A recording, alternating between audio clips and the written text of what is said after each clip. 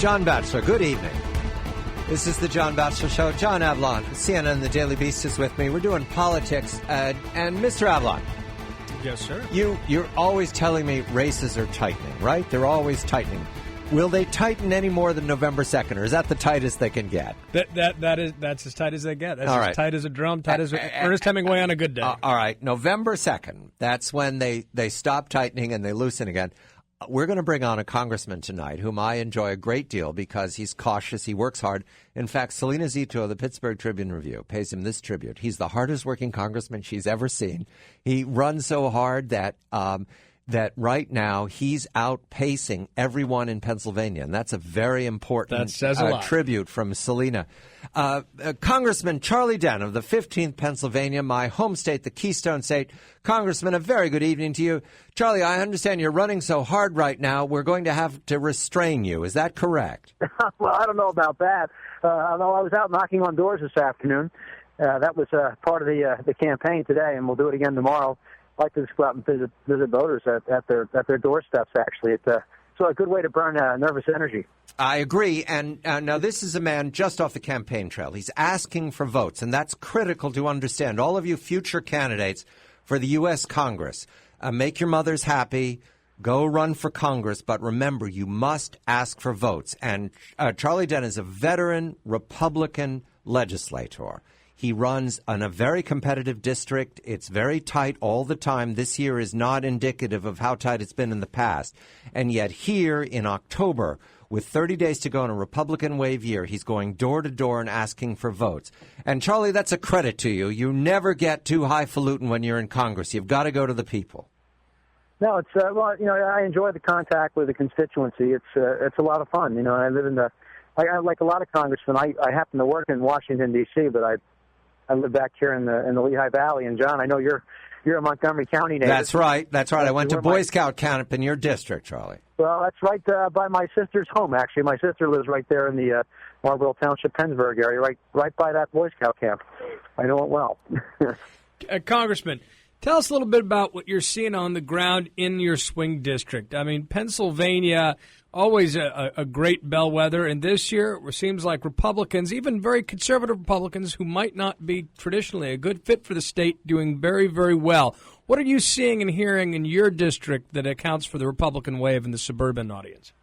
Well, I'll tell you, what you're seeing out in the streets, there's a lot of, I'll say, fear, trepidation in some cases, frustration, and anger. And depending on what day you ask me, that emotion may change. But there's a lot of fear and anger out there, I guess. It's safe to say people are anxious about the economy. They're anxious about their jobs. They want stability in their lives. And I think that is really, more than anything else, what's driving the emotions of many of our constituents. And they're unhappy frankly, with many of the policies that they're seeing coming out of Washington. And they're particularly anxious about these tax rates.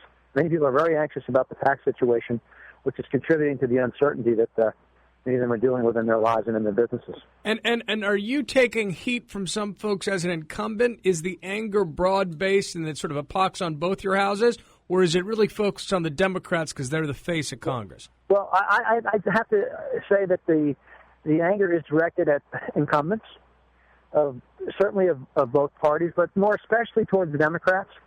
But yes, it would be unfair to suggest that there is no anti-incumbency that's affecting all candidates, both Republican and Democrat. But it seems to be more directed at the Democrats at the moment because they're the incumbent ruling party, and so it's really more directed at them. But I think it's also safe to say it's directed at all incumbents generally. We're speaking to Charlie Dent is U.S. Congress. This is Pennsylvania, some of Montgomery County, but Lehigh and Northampton County, and some of Berks as well. A little bit of Berks and, of course, Montgomery. And Montgomery County. And this is rural to suburban, as suburbia spreads out from Philadelphia. You have a very, very important race in Pennsylvania, your governor's race. And Mr. Corbett seems to be running away with it. What have the Democrats done in Pennsylvania and Harrisburg to be this far behind, Charlie? Back home, what are the politics in Harrisburg? Well, Tom Corbett is running strong. That's true. He's running strong. I mean, if you look at the polls, I've seen his poll numbers anywhere being up from about 15 or 16 to as low as 4%. But let's say, safe to say he's either in the high single digits or low double digits in terms of his lead. Right. He is, well, one, he's a strong candidate. He's well known. He's because of his reform agenda in Harrisburg, dealing with a lot of corruption issues that he's prosecuted as it relates to the legislature. That's certainly given him a high profile. I'd also say, too, that the current governor, Ren Rendell's numbers are not very good. I mean, we've had 8 years of Governor Rendell, and certainly the state fiscal situation, like many other states, is in not particularly good shape.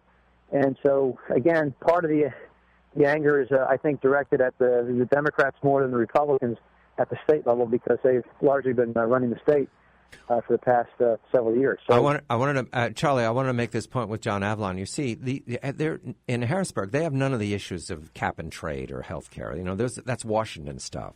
This is particular to Harrisburg and the way the legislature works there, and yet we see the same story. In other words, it's a puzzle here. What's happened to the Democratic Party that it's lost contact with the people that had put it so completely in power? Yeah, well, I mean, look, I think there's always a lot of anger in times of economic downturn, but what's also striking to me is the constant message you're getting of these state capitals that are just being such sources of frustration for people because they feel that government is broken, that the rot has set in.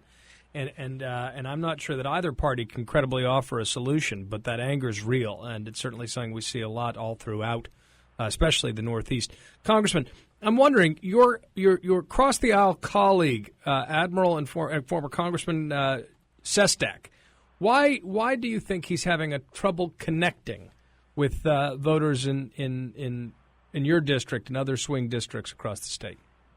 Well, I think Joe's problem is one that he's pretty much seen as being part of the problem in Washington, that he has been, basically embracing the agenda, whether it's been on cap and trade or the health care law or the stimulus.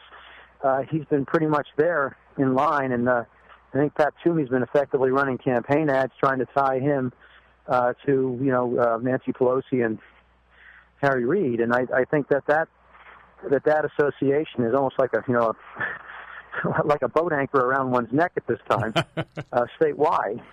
No pun intended there. But I think that's really been a part of the problem that Joe Sestak's facing, is that he's identified with the policies that many people find objectionable in Washington.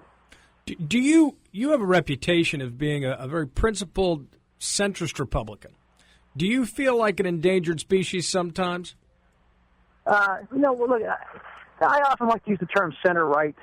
I like to use the term center-right to describe, where I often stand on some of the issues, and I guess I get accused of being pragmatic.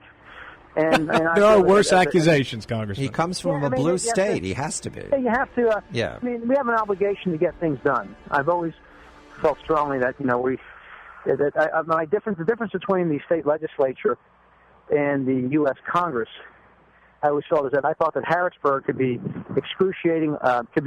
painfully pragmatic, and Washington could be excruciatingly ideological, and there has to be a better balance. And I don't know that we're going to get there. And we certainly weren't there in this Congress, and we may not get there in the next Congress. But if you have a check and balance on the current administration, you will have forced bipartisanship. You'll have to have bipartisan votes to get anything done. Well, here's you'll have to have a Democrat president to sign whatever is passed out of a Republican House. Charlie Dent served 14 years in the state legislature in Harrisburg. He knows it very well. Yeah. He's from the 15th Pennsylvania, and you succeeded Pat Toomey. Is that right, Charlie? That is correct. Right. This is Pat Toomey's district, and Pat Toomey's now running for the U.S. Senate, and Charlie Dent running for re-election he was first election in 2004. I'm John Batchelor with John Avlon of CNN The Daily Beast. This is The John Batchelor Show.